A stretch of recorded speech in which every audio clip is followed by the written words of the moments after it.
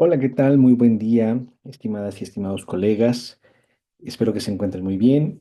Em, pues mi nombre es Carlos Vargas, soy académico de la Facultad de Filosofía y Letras de la Universidad Nacional Autónoma de México. Y bueno, pues en esta ocasión me dirijo a ustedes a través de esta grabación para poder disertar un poco en relación con un tema apasionante, pero también bastante complejo, polémico inclusive, que es el de la relación que podemos observar entre la creatividad y la inteligencia artificial. Pues bien, antes de comenzar propiamente dicho, quisiera externar mi profunda gratitud hacia el doctor Daniel Malpartida, que ha sido quien generosamente me ha invitado una vez más a participar con ustedes. Aunque bueno, también ofrezco en este sentido disculpas porque no ha podido ser en una sesión sincrónica propiamente hablando. Pero bueno, mediante este video intentaré exponerles la cuestión que les he enunciado y bueno, con ello suscitar la posibilidad de un diálogo, de un debate que se pueda llevar a cabo entre todas y todos ustedes. Y desde luego también yo me sumaré a él, aunque sea en tiempo diferido, con muchísimo gusto. En ese sentido, pues reitero mi gratitud hacia el maestro Daniel Malpartida y todo el grupo de colaboradores que hacen viable, posible y que mantienen vivo a este seminario sobre inteligencia artificial propio del Instituto Peruano de Inteligencia Artificial y Ciudadanía Digital. En verdad, muchísimas gracias por el espacio, la oportunidad y por supuesto, pues bueno quedo de ustedes para poder seguir dialogando sobre estos temas. Bueno, muy bien. Entrando en materia entonces, un poco dialogaba con el maestro Daniel acerca de que una temática que me parecía pertinente abordar, como les decía hace un momento, porque es compleja, polémica y además está últimamente muy en los reflectores de la discusión pública, pues era precisamente el tema de la creatividad en relación con la inteligencia artificial, ¿verdad? Em, este tema, desde luego que estuvo como parte de las preocupaciones en relación con la inteligencia artificial, particularmente cuando se detonó el uso de esta inteligencia artificial generativa, que por lo menos desde 2022 pues ha suscitado, ¿verdad?, una gama de reflexiones, de preocupaciones, por supuesto, y de críticas. Y es que, claro, la inteligencia artificial generativa parecería que emula de una manera muy potente, de una manera muy eh, sorprendente, justamente la capacidad lingüística y no solo esto, la capacidad de construcción, de creación discursiva que poseen los seres humanos. En esta medida, claro, no dejó de sorprender a más de uno, ¿verdad? El hecho de que uno podía dialogar con inteligencias artificiales generativas como el ChatGPT, por ejemplo, el más famoso de todos, que daba la impresión de que en verdad estaba uno teniendo una conversación con otra inteligencia. Sin embargo, bueno, ya tanto un servidor como muchos otros colegas que han participado en este seminario, pues bueno, hemos examinado los alcances, las posibilidades y desde luego también las limitaciones que tiene esta inteligencia artificial generativa. Y bueno, hemos procurado, quienes nos adentramos un poco en el estudio de este tipo de tecnologías, pues mostrar que si bien efectivamente es una verdadera proeza tecnológica, sin embargo, todavía está muy lejos en realidad, y al menos esta es mi postura personal, en realidad está por completo imposibilitada de rebasar o sustituir la complejidad que supone la inteligencia del ser humano. En algún otro momento, también acompañado del Instituto Peruano de Inteligencia Artificial, tuve la oportunidad de expresar justamente que lo que llamamos inteligencia en el terreno humano, en rigor es una facultad mucho más compleja y rica de lo que la inteligencia artificial puede llevar a cabo.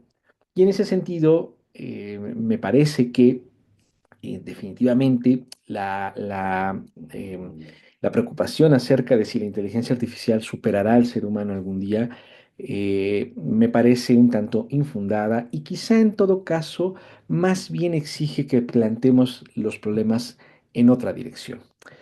Pues bien, un poco en ese mismo contexto, justamente la cuestión acerca de una facultad humana que es tan importante como lo es la creatividad, entra dentro de toda esta reflexión acerca de si la inteligencia artificial podrá o no sustituir al ser humano.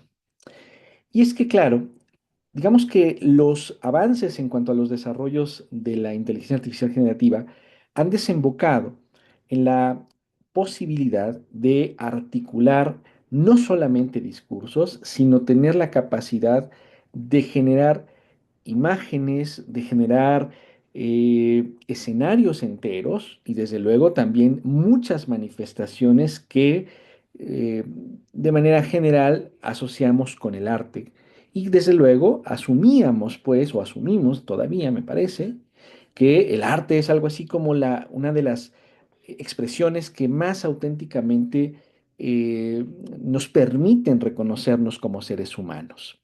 Entonces, claro, ahora si esta nueva tecnología parece tener esta capacidad de configuraciones artísticas, surge una vez más, pero ahora por esta temática, la discusión, la reflexión, la preocupación acerca de si la inteligencia artificial está sustituyendo al ser humano o no. Pues bien, en ese sentido es que me parecía muy llamativo y muy importante dialogar, reflexionar con ustedes acerca de justamente esta cuestión de la creatividad en relación con la inteligencia artificial. Bien,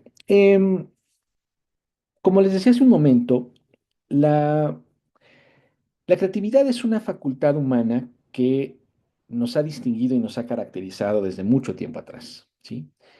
En filosofía, una de las áreas que se adentran en el estudio de la creatividad y sobre todo porque está muy vinculado a los desarrollos artísticos o estéticos en general, pues es precisamente, ya he dicho un poco la palabra, esa rama que se llama estética. Aclaro que yo no soy un especialista en el ámbito estético, pero en lo que he podido conocer y desde luego formarme, aunque sea de una manera muy general, reconozco precisamente que la estética, una de las temáticas que ha reflexionado desde tiempo atrás, es precisamente cuál es el papel de la creatividad para el desarrollo de esto que llamamos arte. Recordemos nosotros que la creatividad fue pensada ya, por ejemplo, para filósofos del mundo griego con el concepto de poiesis, ¿sí? Eh, la poiesis, me voy a permitir desplegar una pequeña pizarra para anotar estas palabras, ¿verdad? Eh, bien, déjenme, voy para acá. Muy bien, ahí está la pizarra, ¿no? Eh, un segundito, no sé qué. A ver, un segundo, un segundito. Vamos a desplegar la pizarra. Ujú. Denme un segundito.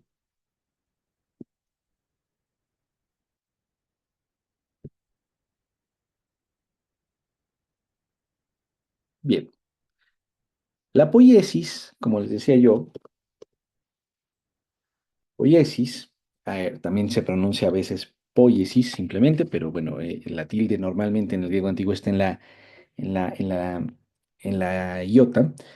La poiesis es precisamente esta palabra griega que fundamentalmente se puede traducir como eh, creatividad, ¿no? La creatividad es ese ámbito en virtud del cual los griegos reconocían la capacidad que tenían para, a través de una determinada técnica, justamente desarrollar objetos, artefactos que, por un lado, fuesen obviamente útiles, pero también, por otro lado, tuvieran digámoslo así, una implicación, un gusto, simplemente por el hecho de estar ahí presentes. Es decir, ya en el mundo antiguo heleno sobre todo, había una conciencia de que un ámbito de la actividad humana, un ámbito, podríamos decir incluso así, de la manufactura, o sea, de cosas que se hacen con las manos, no necesariamente tenía que responder a utilidades inmediatas o a utilidades pragmáticas, serviles, sino que a veces se pueden llevar a cabo producciones manuales en las cuales el único sentido y el único fin sea justamente la delectación, el gozo, el puro acto de crear como tal. La poiesis en este sentido sería esa palabra que de alguna manera retrata esa capacidad humana que tenemos por eh, traer al mundo, generar objetos, cosas, en última instancia obras que sean deleitosas, sean gustosas, además de útiles, justamente, ¿no? Como podrán imaginar, por la etimología misma, la palabra poiesis, pues bueno, da origen a la palabra castellana poesía, ¿sí?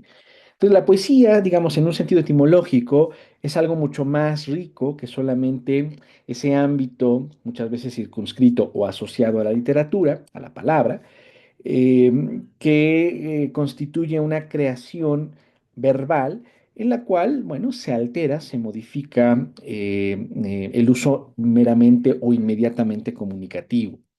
La poesía, desde luego que comunica, pero digamos que tiene un desarrollo y un ámbito mucho más eh, complejo, mucho más audaz, incluso podríamos decir, de cómo manejar la palabra. Pero a pesar de que la poesía se circunscriba a este arte de la palabra, etimológicamente la poesía tiene que ver con todo el ámbito de lo creativo, podríamos hoy decir artístico en general. Ahora bien, hay otra palabra entre los griegos que conviene recordarnos, que es la palabra tecne. Tecne. Palabra tecne, que es la palabra que quizá ya empieza a sonar un poquitín, ¿verdad? La palabra tecne da origen a la palabra castellana, ¿verdad? Técnica, por supuesto. Ujú. Sin embargo, la palabra tecné también se traduce del griego antiguo al castellano como justamente arte.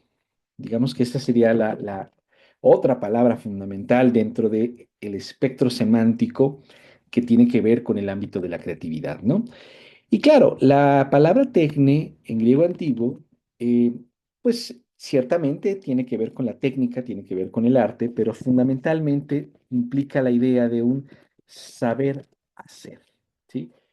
La tecne es justamente el actuar, el llevar a efectos un determinado procedimiento que tiene como resultado justamente la producción de una obra.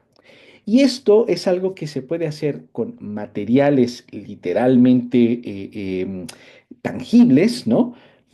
La piedra, el mármol, por ejemplo, pero también podemos utilizar materiales no de carácter táctil o que se puedan manipular literalmente, ¿no? Como por ejemplo la palabra, ¿no? Entonces, claramente la palabra también funciona como un material que con cierta pericia es susceptible de configurar una obra, ¿no? Y esto es lo que explica por qué podemos decir que justamente una novela, un poema, un cuento, pues son justamente productos técnicos en el sentido griego, es decir, productos de un saber hacer. Y en esa misma medida, esto es lo que explicaría por qué son artes, obras de arte, justamente, ¿no? La razón de por qué la palabra tecné se puede traducir tanto como técnica como arte tiene que ver tiene que ver con el hecho, perdón, de que en latín la palabra tecné digámoslo así, traducida. por el término latino ars, que es justamente el étimo o la raíz etimológica más directamente del castellano que da origen a la palabra arte, ¿no? Ars. Y la palabra ars en latín efectivamente se refería a la actividad humana en virtud de la cual se configuran objetos para su deleitación. Es decir, sería muy parecido a lo que entendemos en el mundo contemporáneo incluso por arte, ¿no? Creaciones que están diseñadas para un cierto goce o una cierta reflexión o un cierto impacto de una cierta naturaleza que no responde necesariamente a cuestiones utilitarias. Pero en latín, la palabra ars también nombra justamente aquello que de manera técnica, de manera procedimental, genera objetos que sean útiles. En ese sentido, un ars, un arte, tiene que ver con el oficio, la actividad que genera productos que pueden ser útiles o que pueden ser simplemente para la contemplación. Como se podrán percatar, la palabra ars, por eso, traduce de una manera muy eficiente a la palabra griega techne, que también significaba eso, saber hacer objetos tanto para la utilidad como para la contemplación. Y entonces, claro, por eso es que es legítimo decir que cuando hablamos de techne en griego antiguo, se puede traducir por la palabra arte. Pues bien, en todo caso, por lo menos etimológicamente, y aquí quiero repetir esto porque es muy importante, etimológicamente, el arte, ¿verdad? El arte tiene que ver fundamentalmente, tiene que ver con la literal manipulación, ¿no? La manipulación de ciertos materiales para crear una obra, ¿sí? Esto evidentemente supone que el arte implica una determinada, un determinado aprendizaje precisamente de esa actividad que permite una performatividad, una conversión de ciertos materiales hacia la obtención de una determinada obra. Esto hace que justamente esas creaciones que nosotros reconocemos como obras de arte, pues bueno, sean justamente como la gran evidencia, la gran constatación de un trabajo de aprendizaje, de inspiración, ¿por qué no? Inclusive, o por lo menos de cierto ejercicio de experimentación que uno tiene para poder producir la obra final. El arte en este sentido, claro que es por ello una de las máximas expresiones que caracterizan o ubican y distinguen al ser humano. Entonces, naturalmente que también esto implica que el arte es una de las mayores manifestaciones de ese ámbito poético o poético, pues, volviendo a la etimología de la palabra poiesis, es decir, el arte es una de las máximas expresiones de la creatividad humana. Y claro, esa creatividad tiene que ver además con el hecho de que se entrecruzan diversos procesos cognitivos. No solamente es que el individuo tenga un brote de inspiración y, sin más, realice un objeto como si no mediara nada entre su inspiración y toda una gama de conocimientos previos que posee, en virtud de los cuales puede manipular ciertas materias, la pintura, la piedra, la cerámica o la palabra. Incluso los sonidos, por supuesto, cuando se hace música. Es decir, el individuo tiene no solo una cierta inspiración, sino también tiene una cierta comprensión que le sirve de bagaje para poder ir articulando la invención de una obra que en última instancia expresará algo. En ese sentido, el acto creativo del ser humano está inundado por una gama, digamos, de procesos cognitivos sumamente complejos y que en estricto sentido no es factible o no ha sido simple eh, reproducir o emular, ¿vale? Entonces, Quería traer a cuenta esta pequeña consideración etimológica de estos términos, porque ya con ellos se asoma que desde muy atrás en la historia del ser humano, la cuestión de la creatividad es una cuestión profundamente compleja al tiempo que distintiva de lo humano. Y que en esta nueva situación en la que nos encontramos frente a la inteligencia artificial, pues claro, eh, sugerir que que la creatividad ahora puede estar depositada y que incluso pueda superar a la humana en la inteligencia artificial, pues hay que tomarlo con cierta cautela y con incluso cierta suspicacia. Bueno, espero que esta primera parte haya quedado más o menos clara. Bien, regreso con ustedes aquí a la pantalla completa para continuar un poco más sobre el planteamiento problemático. Les decía hace un momento también que con la inteligencia artificial generativa se pone una vez más en juego si es factible eh, que esta configuración tecnológica pueda también emular de manera eficiente justo esa capacidad creativa del ser humano. Y claro, tenemos ejemplos y han surgido muchos ejemplos que parecerían abogar por la respuesta afirmativa. Sí, claro, la inteligencia artificial está siendo creativa y está generando no solamente discursos ahora, sino también está generando obras que estéticamente nos pueden resultar conmovedoras, provocadoras, reflexivas, en fin, parecería que la inteligencia artificial ha adquirido una dimensión estética que no necesariamente posee un individuo. Y entonces parecería que está un poco en tensión la situación de los artistas, por ejemplo. Eh, Obviamente, huelga decir que esto ha sido motivo de noticias inclusive muy recientes, ¿no? De polémicas acerca de si ciertas creaciones de algunos artistas, un poquitito más adelante veremos un par de casos muy concretos, pero la polémica general es si el empleo de inteligencia artificial debiera considerarse como parte de un desarrollo artístico y en ese sentido como parte de un proceso creativo, o si no es más bien el hecho de que el individuo, el artista o la persona que se asume como creadora en general, estaría como renunciando a su capacidad creativa para delegarla o colocarla en esta artificialidad que es la inteligencia artificial.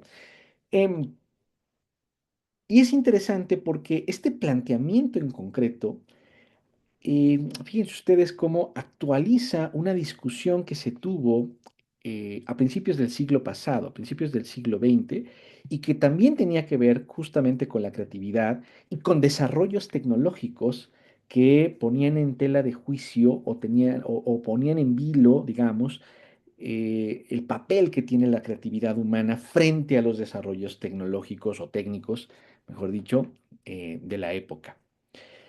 Uno de los filósofos, fueron varios, pero uno de los filósofos que más particularmente habló de esta cuestión fue el filósofo alemán Walter Benjamin. Walter Benjamin. Em, Benjamin fue un pensador que em, tuvo una actividad como periodística e incluso, bueno, no solo fue periodista, de hecho su biografía es muy interesante porque fue empleado en muchos sectores en donde utilizaba muy bien la palabra. Pero en este sentido, lo que quiero destacar es que Benjamin fue un pensador que observaba muy detenidamente y además muy críticamente el desarrollo de las sociedades de su mundo, de su época, que es, como les decía, básicamente la primera mitad del siglo pasado, ¿no? El siglo XX. Hay una obra muy famosa de Walter Benjamin que se titula La obra de arte en la época de su reproductibilidad técnica. Este es un tratado que, por cierto, muchos colegas en filosofía han recuperado y se ha vuelto a colocar como en el escenario de la reflexión precisamente en lo concerniente al tema de la creatividad y la inteligencia artificial, porque, podríamos decirlo de esta manera, es algo así como una actualización de de la problemática que en aquel texto y en aquel tiempo Benjamin señalaba. Em, el contexto de esa obra de Benjamin es justamente el desarrollo de una nueva tecnología, de hecho, dos nuevas tecnologías que sacudieron el ámbito artístico y, por lo tanto, al ámbito de la creatividad. Concretamente me estoy refiriendo al desarrollo de la cámara fotográfica, ¿sí? La capacidad de fotografiar a través de un aparato que capturaba imágenes y que permitía imprimirlas en un soporte distinto al del lienzo, ¿no? Y por otro lado está, y muy vinculado al de la fotografía, está el de la creación del cinematógrafo, es decir, la máquina que era capaz de generar una gama de imágenes en secuencia que daba la impresión de que dicha imagen estaba en movimiento. Naturalmente me estoy refiriendo pues al antecedente, al origen mismo de esto que para nosotros en el siglo XXI es tan normal como lo es una película, el cine pues, ¿no? Pues bien, cuando surge la cámara fotográfica y el cinematógrafo, desde luego que se suscitaron muchísimas preguntas e inquietudes. Una de ellas, desde luego, fue la de la preocupación porque, particularmente con la fotografía, uno de los artes que parecería perderse o potencialmente quedar extinto, pues sería la pintura. Eh, y también con el surgimiento del cinematógrafo, por lo tanto, con la capacidad no solamente ya de documentar, es decir, de grabar fenómenos cotidianos, sino también grabar actuaciones, actuaciones que narran una historia. Bueno, con esta posibilidad se habría el temor, el resquemor acerca de si podría ser sustituido el teatro por justamente el cine. Bueno, a la luz de los hechos sabemos que eso no ocurrió, afortunadamente, ¿sí? Es decir, la pintura continuó con limitaciones, no lo vamos a negar desde luego, pero continuó como un arte legítimo que se sigue cultivando, que se sigue aprendiendo, y no solo esto, sino que se sigue produciendo. Eh, y desde luego también en relación con el cine y el teatro, observamos que el teatro sigue vigente, sigue presente, también con ciertas limitantes y problemáticas, pero sigue produciéndose y además ofreciendo, digamos, reflexiones muy pertinentes y muy fecundas.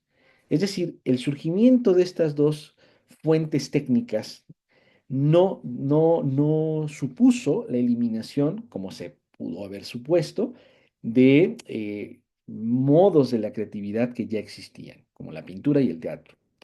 Pues bien, la cuestión de esta obra que Benjamin escribe, sin embargo, no tiene tanto que ver con hacer una crítica o no respecto de la fotografía y del cine, sino que le permiten comprender a Benjamin que este tipo de recursos técnicos, más allá de que sustituyan o no a la creatividad humana y por tanto a ciertos tipos de arte, en realidad lo que está suponiendo, lo que está dejándonos observar, es que en este ámbito de la creatividad humana que es tan apreciado y que era tan valioso para culturas antiguas, medievales y todavía hasta el siglo XIX por lo menos, ¿sí? Esta actividad humana tan humana, ¿sí? El arte, eh, había caído presa de los procesos de consumo, de comercialización, de industrialización, por tanto, de productibilidad técnica. Es decir, el arte también cayó presa de esta dinámica economicista, económica, que, bueno, Benjamin y muchísimos pensadores de finales del siglo XIX y principios del XX, pues ubicaban con el sistema económico capitalista, ¿verdad? Sí, claro, el capitalismo parecía muy claro en cuanto a esta capacidad que posee para convertir en producto y producto comerciable todo lo que hace el ser humano. Y naturalmente el arte fue víctima de esta circunstancia. Bien, Benjamin decía en esta obra referida, repito, la obra de arte en su época, en la época de su reproductividad técnica, Benjamin sostenía que la cuestión de la reproductibilidad en sí misma no era el problema. Es decir, ya ocurría desde el mundo antiguo o desde el mundo medieval, renacentista, que se hacían copias de obras. Es más, de hecho, lo recuerda bien Benjamin, y uno podría notar que todavía hoy en escuelas de arte, donde se aprende arte, se da esta práctica que ahora voy a describir y que Benjamin señala.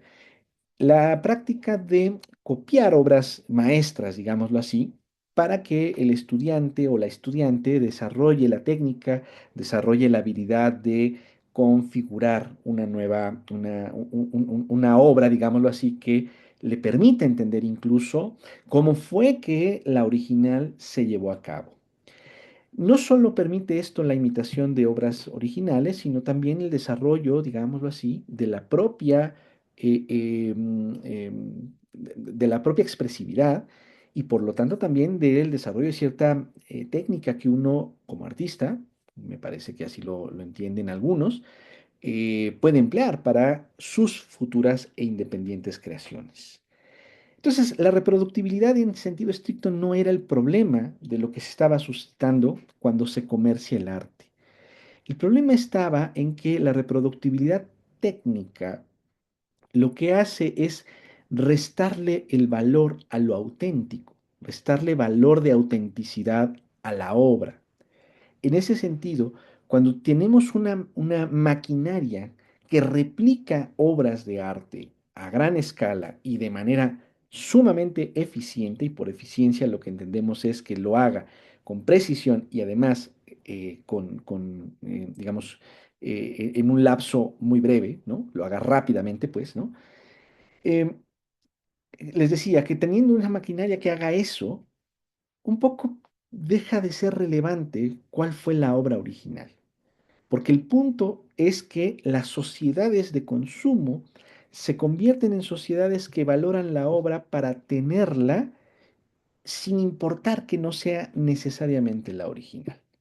Desde luego, esto a su vez, digamos, como complemento de esta, digamos, dinámica social economicista, pues está el hecho de que las obras originales comienzan a ser valoradas desde el punto de vista económico como más preciadas, puesto que son las que suscitan o las que permiten la reproductibilidad que otros pueden adquirir. Y en esa medida, esa obra auténtica adquiere una dimensión económica precisamente por ser la original. Bueno, esto que estoy describiéndoles, colegas, básicamente es lo que originó algo tan conocido en el mundo contemporáneo, no por ello admirable, hay que decirlo, que como lo es el comercio del arte, ¿no? Pues bien, aquí el asunto es que la autenticidad de la creatividad artística fue quedando un poco en segundo plano y se mantiene más bien una idea eh, de arte o de obra de arte como algo que tiene cierto valor por el prestigio, por lo que asumimos que es importante, pero ciframos ese valor en términos fundamentalmente económicos. Bueno, la reproductibilidad técnica para Benjamin justamente lo que implicaba era esto, el hecho de que la creatividad y el arte en general se circunscribieran, se redujeran, perdón, al ámbito meramente económico. Y bueno, justamente estas reflexiones que Benjamin había generado en los años 30 del siglo pasado, son muy pertinentes hoy en día con lo que está ocurriendo en la inteligencia artificial, porque en efecto, digamos, como lo que está de fondo, o uno de los puntos que está de fondo en la discusión de la creatividad y la inteligencia artificial hoy en día, es precisamente el hecho de que se salta a la luz justamente la capacidad de que el producto como artículo económico se produzca de una manera mucho más eficiente y mucho más veloz. ¿A qué me refiero con esto? Justo es interesante observar que las noticias que hemos tenido recientemente acerca de que la inteligencia artificial está funcionando o está operando en actos de creatividad artística, normalmente se suscitan cuando se dan concursos de arte en donde incluso hay dinero de por medio a través de premiaciones, de reconocimiento, desde luego también. Y también se ha cuestionado el uso de la inteligencia artificial, por ejemplo, para la producción musical de la industria musical, en muchísimos géneros que actualmente son de moda. Y también se ha cuestionado mucho el papel de la inteligencia artificial en labores de creación de guiones para películas, ¿no? Recuerden ustedes que el año pasado, si no recuerdo mal, Hollywood entró incluso en una especie de huelga sindical porque había esta discusión acerca de si iban a ser desplazados los guionistas por el uso de la inteligencia artificial generativa, ¿no? Entonces, bueno, si se fijan, un patrón común de todas estas discusiones es el hecho de que la inteligencia artificial generativa, si se emplea para procesos de creatividad, esencialmente lo que está haciendo es tornar más eficiente la producción de productos, valga la redundancia, tornar más eficiente el diseño, la generación, para usar otros verbos, de productos que, eh, que pueden ser de hecho comercializados, ¿sí? Y en ese sentido, parecería que la creatividad que permite la producción de obras que a su vez puedan ser comercializadas es lo que está siendo desplazado por la inteligencia artificial generativa. Entonces, si se fijan un poco la discusión sí que tiene que ver con que la inteligencia artificial podría o parece que quiere sustituir la creatividad humana, pero en el fondo la discusión es de carácter económico. Es decir, qué tan rápido y qué tan eficientemente puede hacer la inteligencia artificial un producto que se puede comercializar y que normalmente se consideraba como resultado de una actividad humana como lo es la creatividad. Entonces, este planteamiento que les hago, espero haber sido medianamente claro, era justo lo que estaba reflexionando Walter Benjamin hace prácticamente un siglo. Si concebimos la creatividad como una función humana, como una función clave para el ser humano, me parece que difícilmente va a ser sustituida realmente por la inteligencia artificial. Pero cuando ponemos este asunto, la creatividad y la producción que se puede generar de ella, más bien en el terreno de lo económico, en el terreno de la productividad que puede ser lucrativa, entonces, claro, ahí sí la inteligencia artificial adquiere una relevancia mayor porque se convierte en una herramienta o en un sistema, una tecnología que logra una mayor presteza, una mayor celeridad en la creación de este tipo de productos. Pero entonces quizá, si así ponemos las cosas, la discusión no está en el terreno de lo propiamente creativo.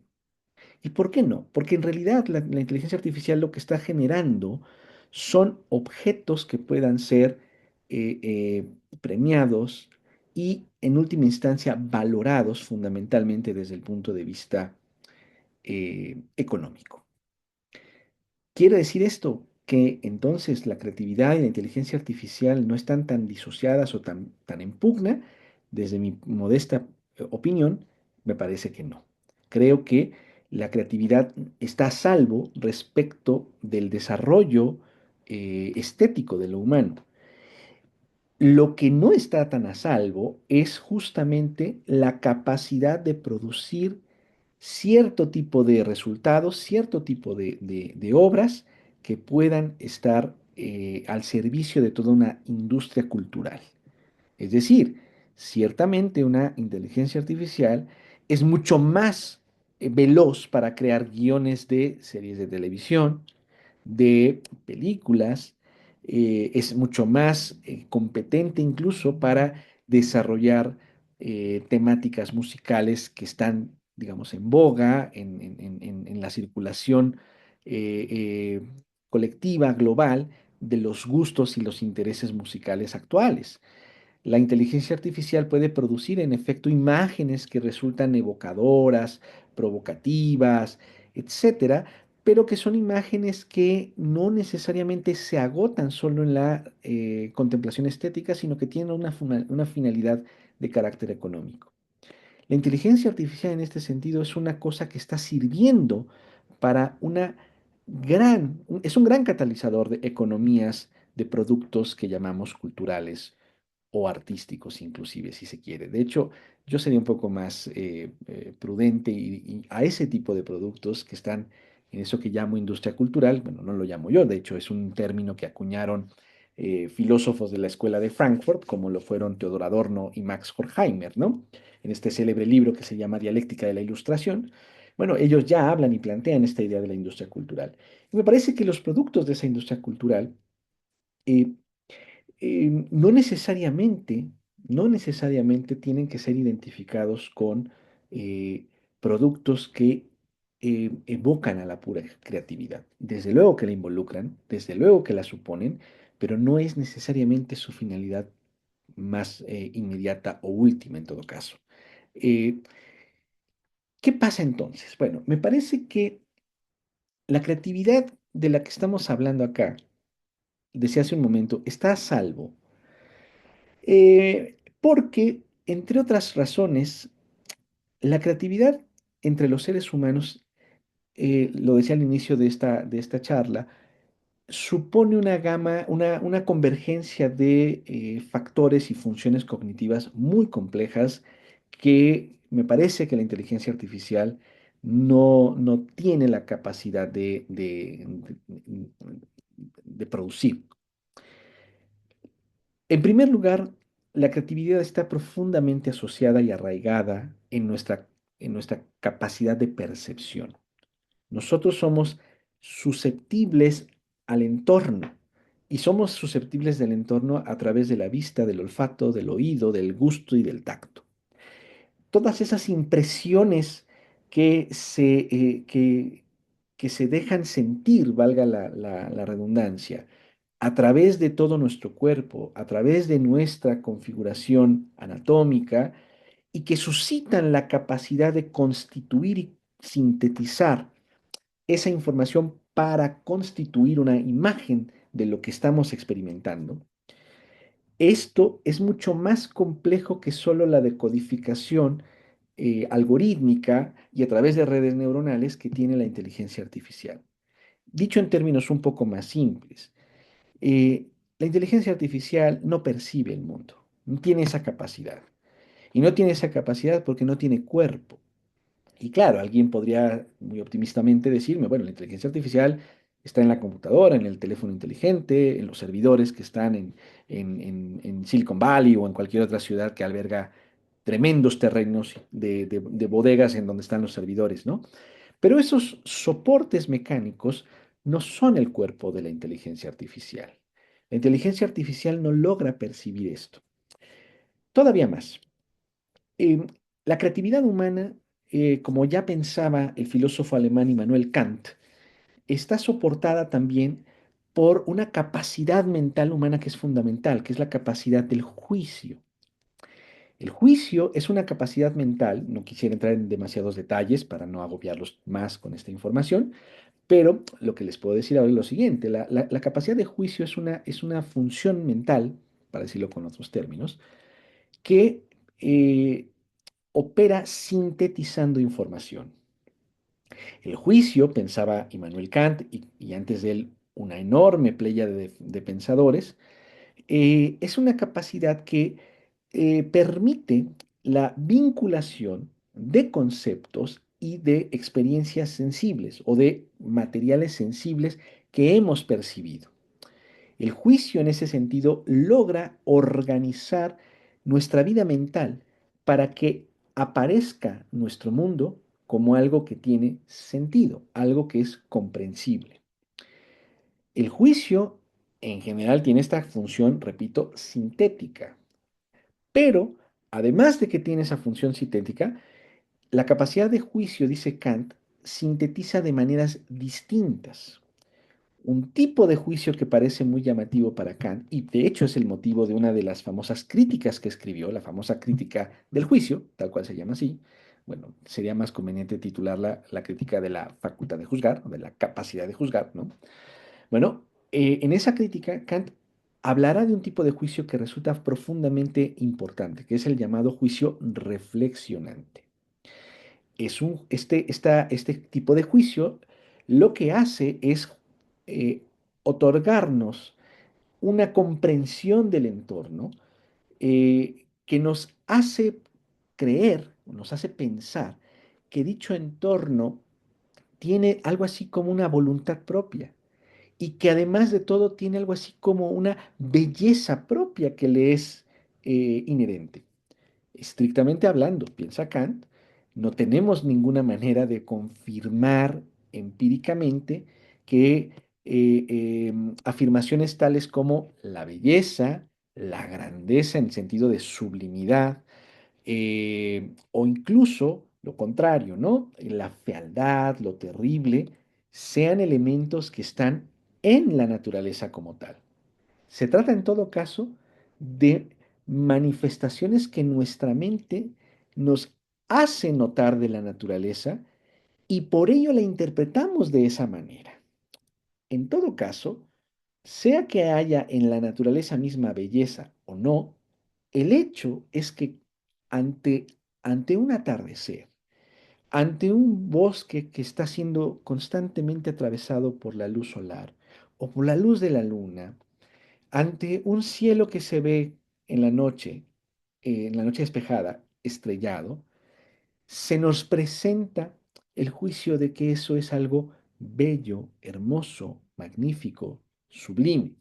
Y también, desde luego, cuando observamos cosas terribles, agresivas, violentas, pues justamente reconocemos eso e interpretamos ello como tales, como agresivo, como violento, como terrible. Es decir, tendemos a generar una cierta reflexión sobre nuestro entorno, que no necesariamente es algo que podamos analizar de manera descriptiva. Es decir, la belleza de algo no es algo medible, no es algo constatable química, física ni biológicamente. Es algo que aparece ante nosotros y que nos resulta profundamente importante.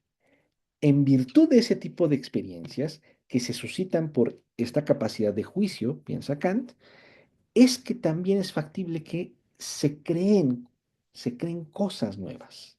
Entonces, la capacidad del juicio humano es la que nos permite también generar nuevos objetos y tratar en esa medida de imprimir en ellos fenómenos tales como la belleza, como la armonía, como la grandeza, la sublimidad, todo aquello que nos maravilla, o también todo aquello que nos aterroriza, que nos sacude, eh, que nos disipa, que nos atemoriza. Todo eso lo podemos hacer por esa gran capacidad humana que es el juicio. Es una forma de sintetizar sentimientos con conceptos, sentimientos o emociones con ideas. Y esto es algo que hacemos de una manera profundamente misteriosa. No es factible hasta la fecha reproducir algorítmicamente esa capacidad. Y alguien puede decir, pero yo veo que la inteligencia artificial produce objetos que son así, maravillosos y tal. Pero recuerden que la inteligencia artificial lo que hace es reconocer la entrada, o eso que técnicamente ahora se conoce como los prompts, ¿no? Como las indicaciones que le da el usuario a la inteligencia artificial generativa, se introducen las indicaciones y la inteligencia artificial que tiene a su servicio la infinita gama de información que hay en la web, en la internet, lo que hace es una recolección, eso sí, eh, en cuestiones de segundos, bueno, de nanosegundos, para configurar.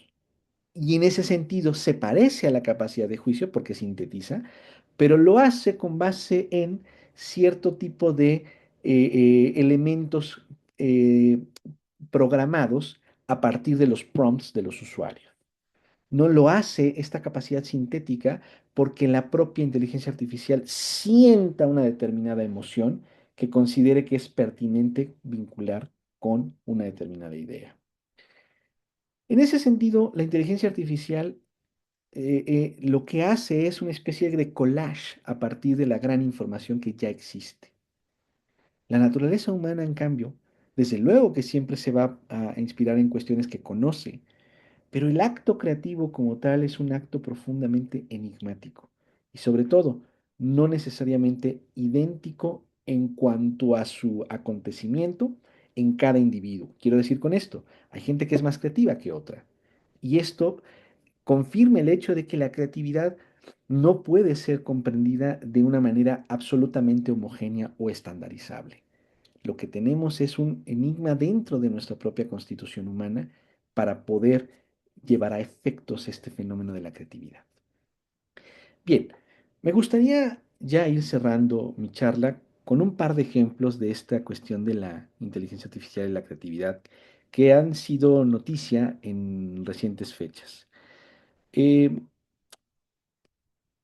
Bien, primero quisiera empezar con esta pequeña imagen que está ahora, espero yo, apareciendo en sus pantallas. Em, esta esta pieza es una fotografía que llevó a cabo un artista alemán llamado Boris Eldagsen, em, y que se titula The Electrician, el electricista o la electricista, ¿no? Em, Esta imagen es muy peculiar porque ganó un premio hace muy poco, ¿sí? De hecho, justamente era el premio titulado eh, Premio de Sony World Photography, ¿no? El premio de fotografía mundial de Sony.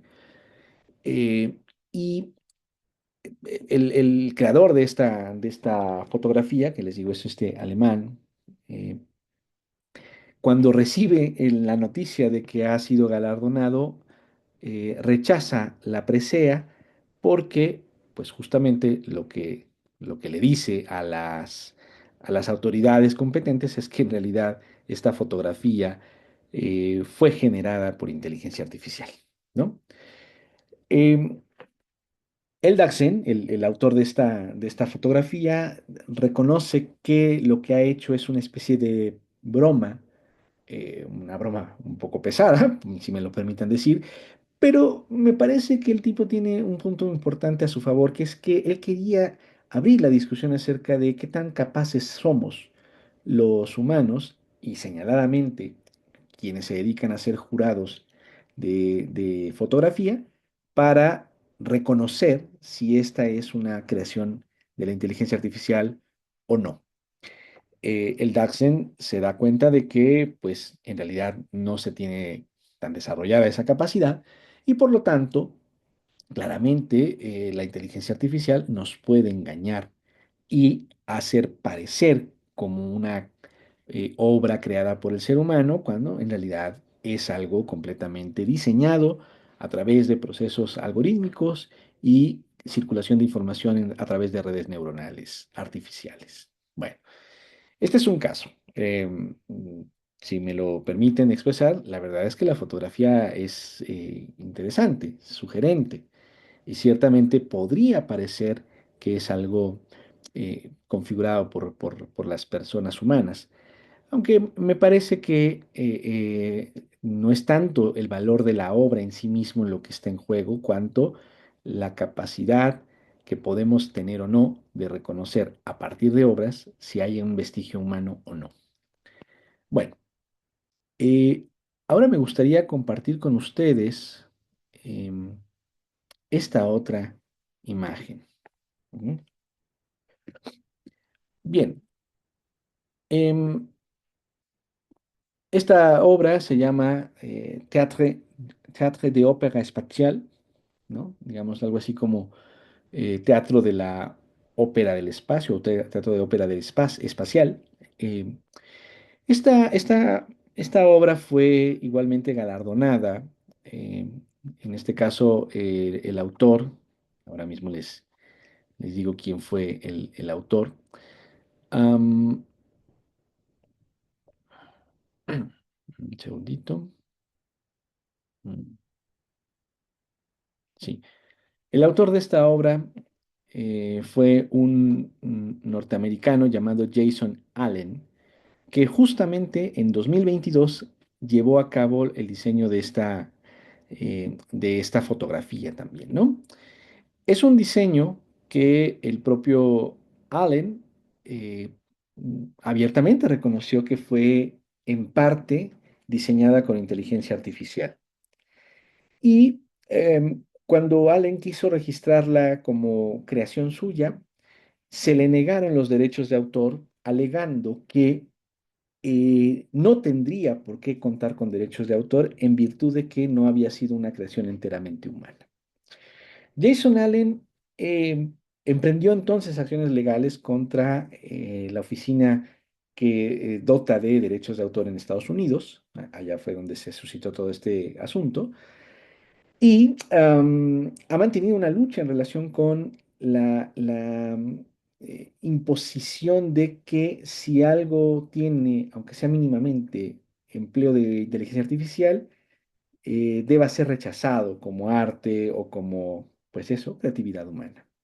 Jason Allen ha descrito que en realidad él ciertamente empleó inteligencia artificial, una herramienta que se llama Midjourney, y él colocaba los famosos prompts, ¿no? Él daba las indicaciones de entrada para que se fuera generando la imagen, hasta que obtuvo, digámoslo así, la imagen más cercana a su petición, tras lo cual una vez que la inteligencia artificial generó la imagen, él comenzó a retocarla, precisarla, matizarla, digámoslo así, pulirla para que quedara como de hecho la tenemos en pantalla.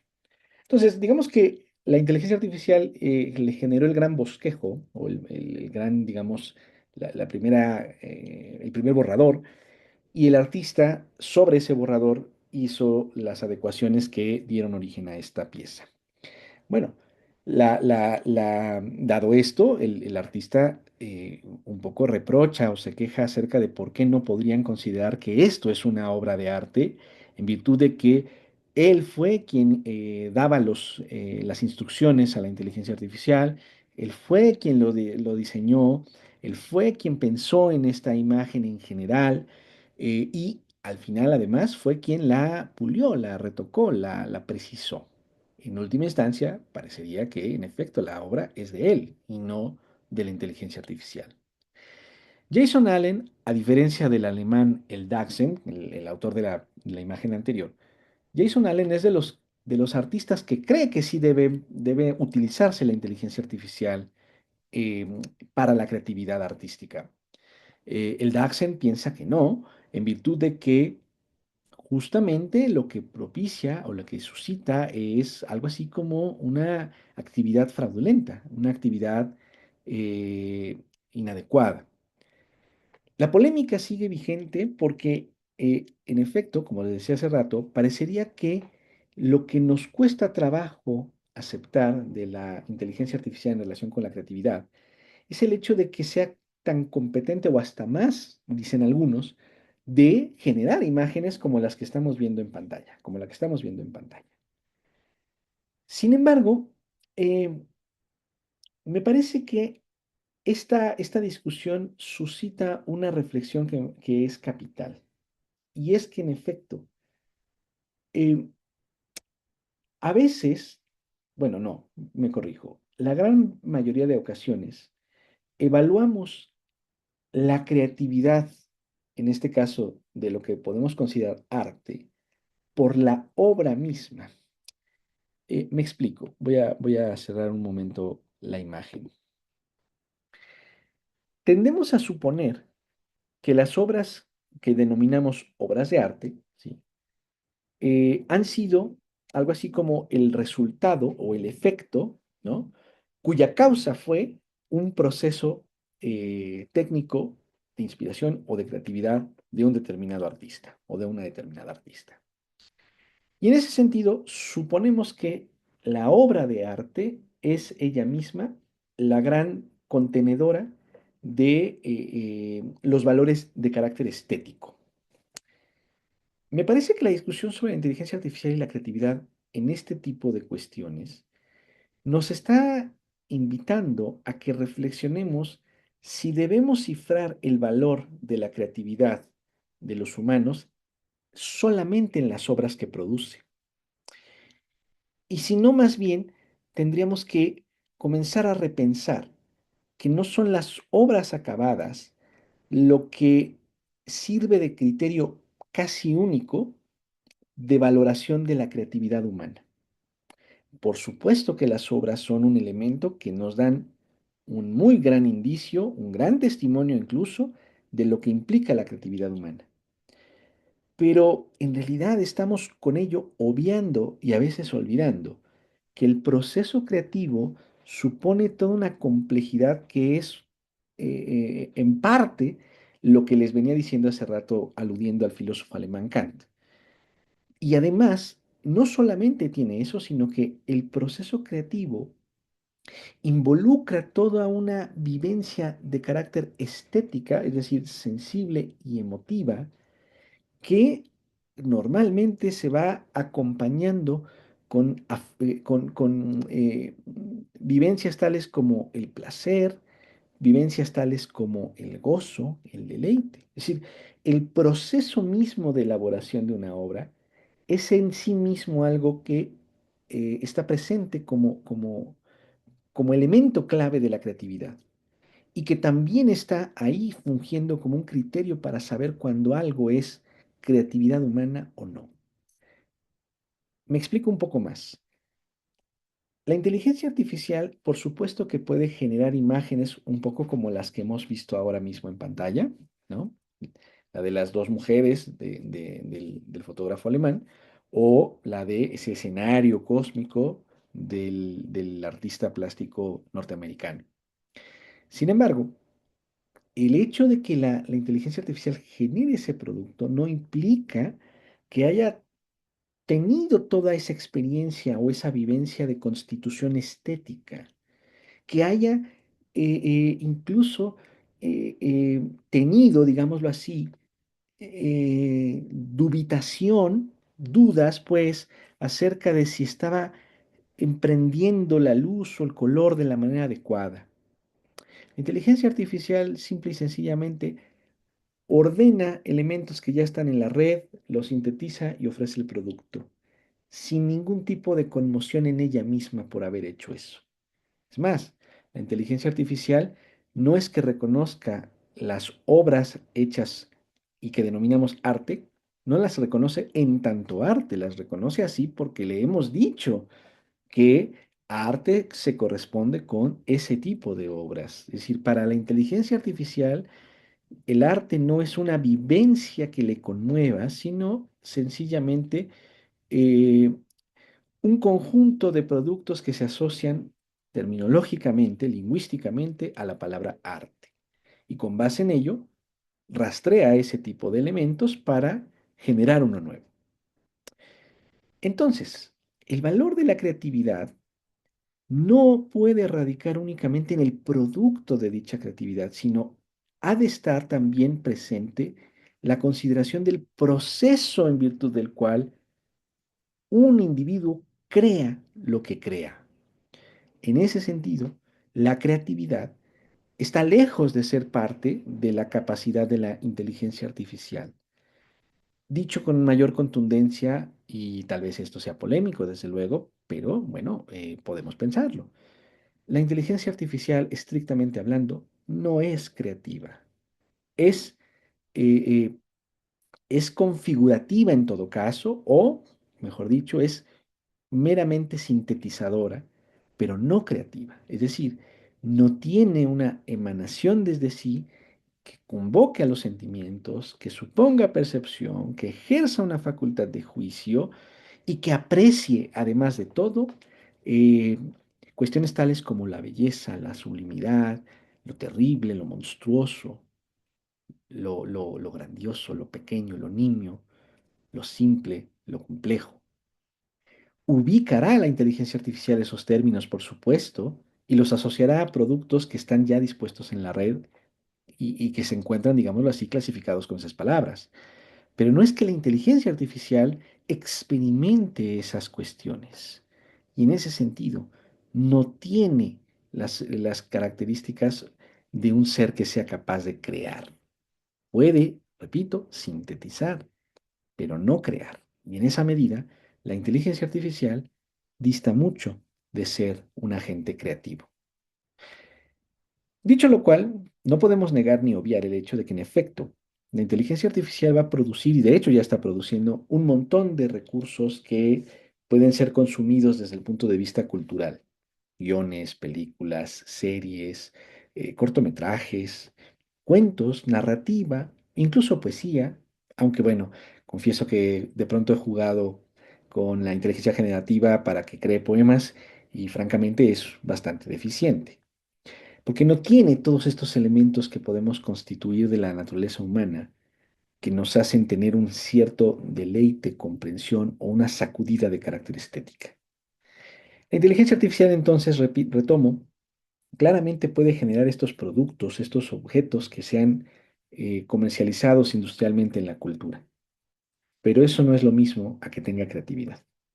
Y por lo mismo, me parece que el gremio de los artistas seguirá vigente, como fue que siguió vigente la pintura y el teatro a pesar de que hubo fotografía y cine.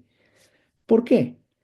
Porque de hecho, la gente que se dedica al arte, la gente que se entrega a esa vocación humana, sabe perfectamente que lo artístico no radica o lo estético creativo no radica nada más en la obra producida, sino fundamentalmente en el proceso vívido que experimenta el artista al momento de diseñar, generar, proponer, exponer su obra. Y en ese sentido, también es verdad que los artistas, la gente más creativa en general, aquí hablaba de artistas, pero también podríamos darle el lugar, por ejemplo, a diseñadores, ¿no? Eh, Toda esta gente que tiene una creatividad destacada en realidad no ve a la inteligencia artificial, de hecho, como la cosa que les limita y los suple, sino como un gran pincel más que les permite justamente potencializar su propia creatividad.